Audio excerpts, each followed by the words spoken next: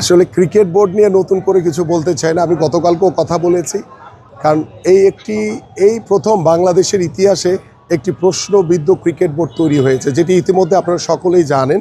সেই ক্রিকেট বোর্ডে আমাদের যে সাবেক যে অনভিজ্ঞ ক্রীড়া উপদেষ্টা, তিনি তার স্বেচ্ছাচারিতার মাধ্যমে এই ক্রিকেট বোর্ড তৈরি করে ক্রিকেট বোর্ডকে কলঙ্কিত করেছেন এবং আমার ক্রিকেটকে ক্ষতিগ্রস্ত করেছেন। এবং এইটার পিছনে যারাই জড়িত থাকুক না কেন, ভবিষ্যতে নির্বাচনের পরে আল্লাহ যদি আমাদেরকে কবুল করে, এগুলোর সুষ্ঠু তদন্তের মাধ্যমে আমরা তাদেরকে আইনের আওতায় এনে তাদেরকে অবশ্যই তাদের বিরুদ্ধে ব্যবস্থা নিতে হবে। কারণ কারো ব্যক্তিগত স্বার্থের জন্য আমার ক্রিকেট ক্ষতিগ্রস্ত হতে পারে না, আমার দেশ ক্ষতিগ্রস্ত হতে পারে না।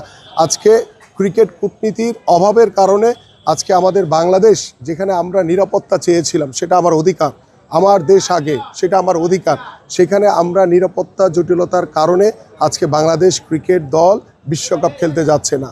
সো এটা আমরা যদি আরও সুদূর প্রসারী চিন্তা করতাম যে আমাদের ক্রিকেট বোর্ডের সাথে আইসিসি কিংবা ভারতীয় ক্রিকেট বোর্ডের সাথে একটি কূটনৈতিক পরিবেশের মাধ্যমে আমরা কিন্তু এই সমস্যাটি সমাধান করতে পারতাম।